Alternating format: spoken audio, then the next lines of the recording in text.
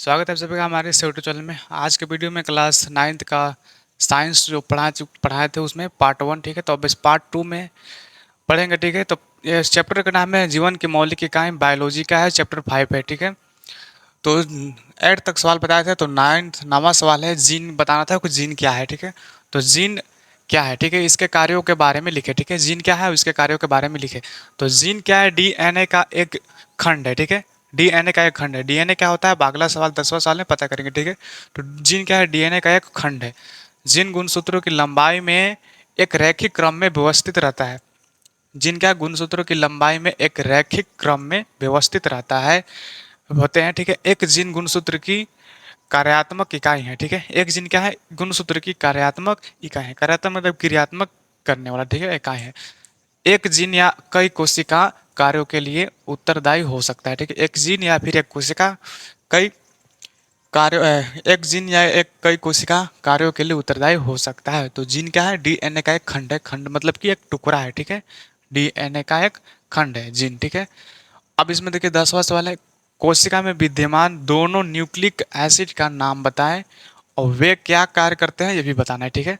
तो कोशिका में विद्यमान दो न्यूक्लिक न्यूक्लिक एसिड का नाम बताना उसको, और उसका कार्य क्या है, वो क्या क्या करते हैं उसको, तो वही बताना है, ठीक है। तो पहला इसमें डीएनए है और दूसरा आरएनए है। तो डीएनए क्या है, डीएनए को पूरा नाम होता है, डीएनए का मतलब होता है डीऑक्सीराइबो न्यूक्लिक एसिड, ठीक है। डीएनए का मतलब डीऑक्सीराइबो न्यूक्लिक एसिड। यह आनुवंशिक सूचनाओं को संचित करने व एक पीढ़ी से दूसरे पीढ़ी में प्रेषित करने के लिए उत्तरदायी है, ठीक है। डीएनए क्या है, एक आनुवंशिक सूचनाओं को संचित करने व एक पीढ़ी से दूसरे पीढ़ी पीढ़ी तक प्रेषित करने में उत्तरदायी है, ठीक है। मतलब इसका आप समझाते हैं, ठीक है। डीएनए, ठीक ना। डीएनए, तो डीएनए क्या होता है, डीएनए इस तरह से कुछ होता है, इस तरह से होता है डीएनए, ठीक है।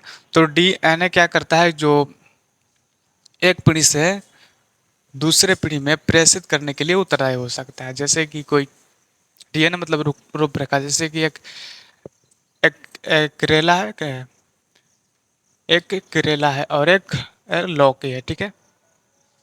लौकी, लौकी का आकार कैसा होता है, लंबा होता है, ठीक है। मतलब कि वो लंबा होता है ना, लंबा होता है। अब करेला का आकार कैसा होता है, छोटा होता है, ठीक है। छोटा, अगर वो हाइब्रिड नहीं है तो वो छोटा होगा, अगर हाइब्रिड है तो वो बड़ा ही होगा, ठीक है। तो अगर जो लौकी का डीएनए है, ठीक है, डीएनए, ठीक है, जो डीएनए है वो अगर डीएनए करेला के डीएनए में अगर मिला दिया जाए, करेला के डीएनए में अगर मिला दिया जाए, तो इससे जो भी बीज उत्पन्न होगा, जो भी इससे जो बीज उत्पन्न होगा, अगर वो उसको बोएंगे तो जो करेला इसमें निकलेगा, ठीक है, जो करेला इसका होगा, तो करेला जो फड़ेगा, मतलब कि जो भी करेला निकलेगा वो लौके की तरह लंबा निकलेगा, ठीक है। क्यों निकलेगा, क्योंकि उसमें जो करेले में जो डीएनए है वो लौके का डीएनए है, और लौके का डीएनए का काम है कि किसी चीज को अपने आप को लंबा करना, ठीक है, लंबा करना। तो लौका लंबा होता है, तो अगर इसका भी डीएनए अगर करेले के डीएनए में लगा दिया जाए, अगर करेले में लगा दिया जाए, तो यह भी करेला क्या हो जाएगा, लंबा हो जाएगा, क्योंकि उसमें किसका डीएनए है, लौके का डीएनए है, ठीक है। तो ये डीएनए समझ में आएगा, जिसे क्या करता है, आनुवंशिक सूचनाओं को संचित करने व एक पीढ़ी से दूसरे पीढ़ी तक प्रेषित करने के लिए उत्तरदायी है, ठीक है। अब आरएनए समझते हैं, आरएनए क्या है। तो आरएनए का पूरा नाम है ribo nucleic acid. Ribo nucleic acid, यह क्या करता है, यह कोशिका द्रव में प्रोटीन बनाने में सहायता करता है। यह क्या करता है, कोशिका द्रव में प्रोटीन बनाने में सहायता करता है। कोशिका द्रव जो बताए थे हम, कोशिका द्रव कहाँ होता है, एक केंद्रक हो गया, इसको बीच में कोशिका द्रव, और इसमें प्रोटीन बनाने में सहायता कौन करता है, आरएनए, ठीक है, आरएनए करता है, ठीक है। तो डीएनए और आरएनए एक केंद्रक में भी होता है, ठीक है, केंद्रक में ही होता है, ठीक है, डीएनए और आरएनए, ठीक है। तो समझ में आएगा डीएनए क्या है और आरएनए क्या है, ठीक है, और इसके कार्य क्या है। तो ये आरएनए क्या बनाता है, प्रोटीन बनाने में मदद करता है कोशिका में, और डीएनए आनुवंशिक सूचनाओं को करने में और एक पीढ़ी से दूसरे पीढ़ी में प्रेषित करने में उत्तरदायी होता है, ठीक है। 11 में बोला है प्लाज्मा झिल्ली के कौन कौन से कार्य हैं, ठीक है। प्लाज्मा झिल्ली के कौन कौन से कार्य हैं। प्लाज्मा झिल्ली यानी कोशिका झिल्ली को ही बोलते हैं प्लाज्मा झिल्ली, ठीक है। तो उसका कार्य क्या क्या है, तो देखिए आंसर, इसका आंसर है प्लाज्मा झिल्ली क्या करता है, यह कोशिका के भीतर के सभी पदार्थ को घेरे रखती है, ठीक है, घेरे रखती है ना। प्लाज्मा झिल्ली यही ना होता है जो प्लाज्मा झिल्ली, ठीक है। तो प्लाज्मा झिल्ली ये यहाँ पर कोशिका, ये कोशिका है, ठीक है, ये केंद्रक यहाँ पर है और ये बीच में कोशिका द्रव है और ये बाहर के जो है वो प्लाज्मा झिल्ली, ठीक है, मतलब कि प्लाज्मा है। तो प्लाज्मा क्या करता है, कोशिका के भीतर सभी पदार्थों को घेरे रखती है, ठीक है। तो कोशिका के भीतर जो भी सब सारे पदार्थ है वो सबको प्लाज्मा झिल्ली क्या करता है, घेरे रखती है, घेरे रखती है ठीक है नहीं, तो बाहर से घेरे रखती है, ठीक है। उसका दूसरा है यह कोशिकाओं को आकृति प्रदान करती है, ठीक है। यह कोशिकाओं क्या करती है, आकृति प्रदान करती है, आकृति। तो ये कोशिका है, इसका आकृति प्रदान की है कि नहीं, एक कोष्टक जैसा होता है, ये तो गोला बना है, ठीक है, तो एक कोष्टक जैसा होता है कोशिका, ठीक है, जिसका आकृति प्रदान करती है, मतलब पूरा शेप शेप देता है, ठीक है। तो अगला, अब इसमें देखते हैं तीसरा क्या है, यह विभिन्न पदार्थों को कोशिकाओं के अंदर तथा बाहर आने जाने देती है, ठीक है।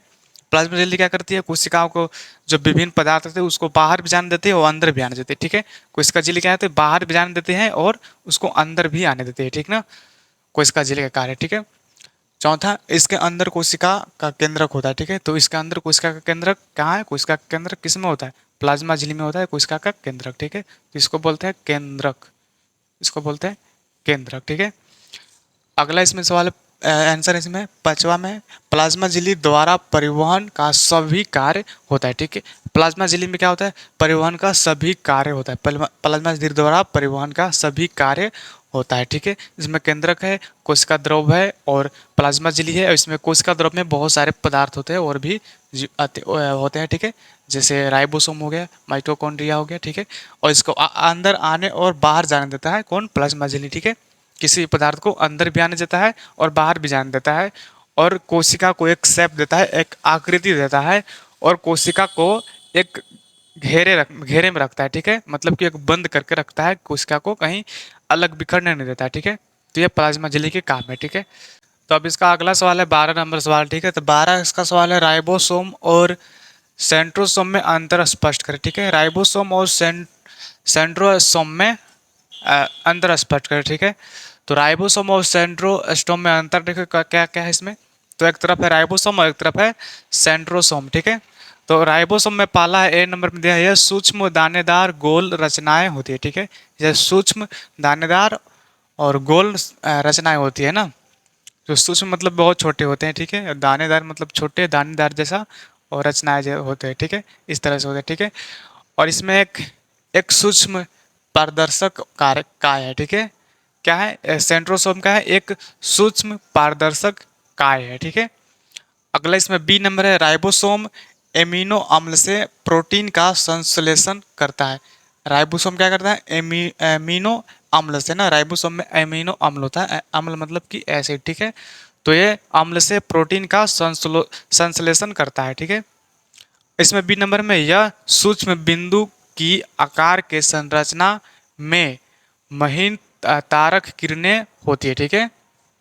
यह क्या होता है, सेंट्रोसोम क्या होता है, यह सूक्ष्म बिंदु की आकार के संरचना में महीन तारक किरणें होती है, ठीक है। क्या होती है, तारक किरणें होती है, ठीक है। अब इसमें सी है राइबोसोम, राइबोसोम में आरएनए तथा प्रोटीन के बने होते हैं, ठीक है। राइबोसोम क्या आरएनए तथा प्रोटीन के बने होते हैं ना, राइबोसोम या आरएनए दोनों मतलब कि प्रोटीन के ही बने होते हैं, राइबोसोम भी प्रोटीन के और आरएनए भी प्रोटीन के बने होते हैं, ठीक है। सी में यह जंतु कोशिकाओं में पाई जाती है, सेंट्रोसोम कहाँ पाई जाती है, किसमें, यह जंतु कोशिकाओं में पाई जाती है। इसमें डी नंबर में, यह अंतः प्रद्रव्य जाली से जुड़ी होती है, किससे जुड़ी होती है, यह अंतः प्रद्रव्य जाली से जुड़ी होती है, ठीक है। इसमें डी नंबर में है, यह जंतु कोशिकाओं में केंद्रक के बाहर स्थित होते हैं, कहाँ होते हैं, यह जंतु कोशिकाओं में केंद्रक के बाहर स्थित होते हैं, ठीक है। तो ये 12 तक सवाल था इसमें, ठीक है। तो अगले पार्ट में हम इसको समझेंगे, लवक क्या है और लाइसोसोम क्या होता है, ठीक है। तो अगले वीडियो में, ठीक है, मिलेंगे अगला पार्ट लेके, ठीक है।